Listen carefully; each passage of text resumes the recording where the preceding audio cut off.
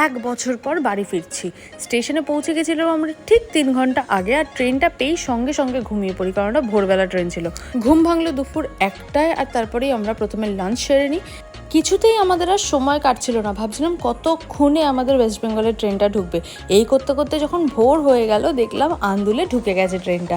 কিছুক্ষণের মধ্যেই সাঁতরাগাছিতে নামার পরে কি যে শান্তি লাগছিল, সেটা সত্যি ভাষায় প্রকাশ করা যায় না। চারিদিকটা শুধু কিছুক্ষণ দাঁড়িয়ে আমরা দুজনে দেখছিলাম। এবার শুধু ভাবছিলাম কতক্ষণে বাড়ি যাব। বাড়ি আর যাবো কি, এখানে বেরিয়ে দেখছি সাঁতরাগাছিতে 1 হাঁটু জল। অস্বাভাবিক বৃষ্টি হচ্ছিল বলে রণ আগে থেকেই ওর বন্ধুদেরকে স্টেশনে ডেকে নেয়, যাতে আমাদের যেতে কোনো সমস্যা না হয়। আর আমি এই হাওয়াটাকে উপভোগ করছিলাম। কেমন যেন নিজের একটা গন্ধ আছে নিজের শহরে, তাই না? তো আমরা প্রথমে এখানে চা খেলাম, কারণ না একদম ভোরবেলা আমরা এসেছিলাম, আর তারপরেই সোজা বাড়ি। কতদিন পর আমি আমার বাড়িটাকে চোখের সামনে দেখলাম।